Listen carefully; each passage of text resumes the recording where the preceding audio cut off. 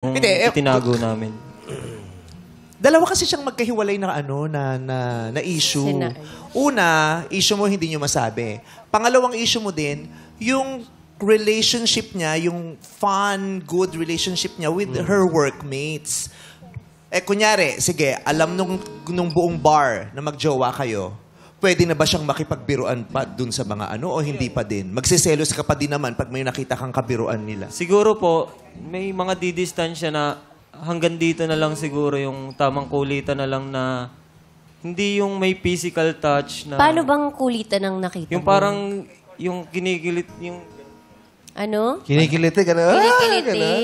Yung ikaw talaga. Ay, ganyan. physical touch na po. Ha? May mga physical touch Kahit na po. barkada, hindi okay sa'yo yun. Kasi kunyari, kami ni Joe, magbarkada, may Okay mga lang po. pinagkaganyan.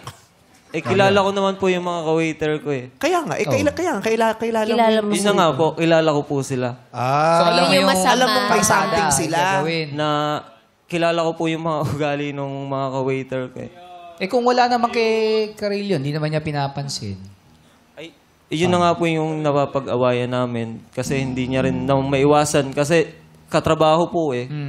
Ay na, hindi na Ano bang maiwasan. dating sa'yo nun? Bale nga po ay, yun na nga po, sa mga ka-work ganun siya. Dati po, ka-close din naman po niya ang aking mga kaibigan. Naging na din po siya, parang Mahigpit. napaiwas na din po ako sa aking mga kaibigan kasi pinag-selosan na din. Nag-level up yung niya po, hindi na lang sa katrabaho.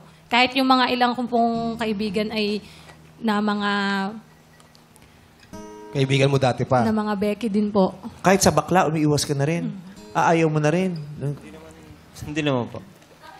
Sabi niya eh. Sabi ni Karil. Hindi na po namin nakakabanding tulad. Dahil, Anong... Napagsaselosan din. Nag-level up na nga po yung kanyang... pati sa selos. mga Parang bading ayaw ang niya dami nang sumasama ka. Oo, ang Hindi dami na niya siya opo. secured. baka Ang dami gusto niya na niya po sa'yo lang kinikim-kim siya. na siguro po ay Mga sa selos pagdududa. nga po. Hindi ka ba... Naisip mo ba na baka... Na-insecure ka? Sobra kang insecure kaya ganun. Baka it's your insecurity. Hindi talaga yung insecurity that's causing you to overthink. Siguro po, Na-overjudge mo din yung ginagawa or yung... Madam Vice, wala lang po siguro kung... Naging manghuhula ako bigla. Si Madam Vice. Diba? Si Madam Oring kasi. Madam. Yeah. Yes, Melgar. Natawa siya sa Madam Vice. Hindi, kasi siya sanay sa mga Hindi, boss kasi ko. sabi niya level up na eh. Siguro wala lang din po akong tiwala sa sarili ko na yung itsuran to, yung parang ang baba po ng tingin ko sa sarili ko. Parang anytime, anywhere kaya niya ako ipagpalit agad, gano'n. Kasi ganito lang ako. Yung ganun po. Pero minahal ka kung Yeah, sino ka at kung pinili ano ka ka. na niya eh. Yes. Ayun niya po. Tsaka yun. 8 months. Pinaramdam niya ba sa'yo yun na... Yes po. Na gano'n na parang ano ka? Parang, Anytime ganito pwede lang ka niyang ako. ipagpalit, naramdaman. Hindi. O naramdam din, naramdaman niya lang ko sa po sarili yun. niya. Oo. Sa sarili mo lang. Kasi ako, Meme Vice, makulit po talaga eh. Oo. Kumbagay, ako na po ang nangungulit. Oo. Mabilis niyo pong mahuhuli yung loob ni Karil. Kaya, nag-umpisa kami sa ganon. Baka, yun yung iniisip ko na, Na gano'n din Baka siya sa magawa ibang niya din sa iba. lalaki. Oo. Paano mo yan, nire-resolve? Since aware ka na, maganda kasi, di ba, na aware siya, meron siyang issue, na insecure siya. Feeling niya, mababa yung tingin mo sa sarili mo. Kaya feeling mo, anytime ipagpapalit ka ni Karil, paano mo nire-resolve ba ngayon yung issue mo? ano lang po, yung, ano ko ba yung nire-resolve ba yan?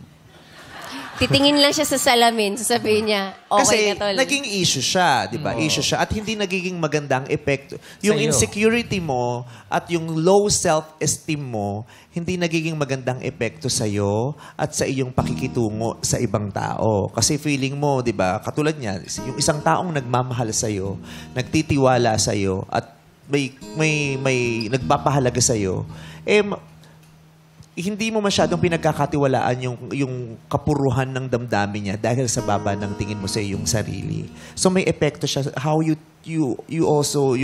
treat other people, kung paano ka rin tumatanggap ng magandang damdamin sa kanila. So kaya dapat mo siyang i-resolve kasi issue siya. 'Di ba? Mababa ang tama. sa pagkakaunawa ko, tama ba? Yes, Mababa po. ang tingin mo sa iyong sarili. Anong balak mong gawin doon sa isyong yun? Gusto mo bang manatili lang na gano'n? Na Hindi habang naman buhay? po.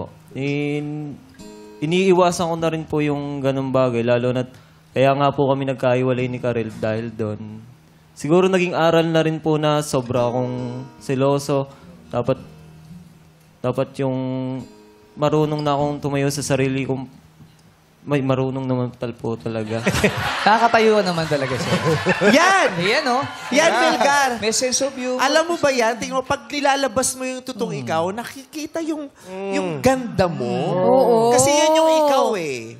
Yan yung ikaw. Ikaw diba? si Melgar. At gusto ng lahat, di ba? Gusto nating lahat yun eh. Sobrang gusto ng tao ng authentic. Yung Maging totoo. katotohanan, yung authentic, di ba? Di ba? Kahit ano pang itsura ng tao, pag sa pakiwari ng kapwa mo ay peke, hindi natin yun nagugustuhan. Kahit siya pa yung pinakamakinis na mukha sa buong mundo.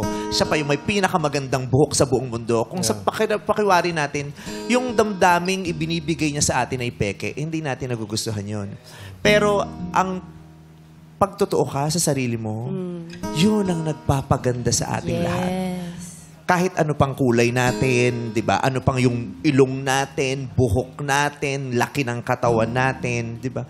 Yun ang pag lumalabas, yung nakikita namin lalo yung ganda mo. Parang boses mo. Yes. Yeah. Kumakanta ka. niya ni Melgar. 'Di ba? Yung boses mo ba naniniwala kang maganda ka kumanta? May nagsasabi po, yung mga lasing ko kung kainuman minsan. Bakit naman kasi nagtatanong ka sa lasing na kainuman? So, pag matino, hindi nagagandaan. So, ayun, oh, may sense of humor ka, oh.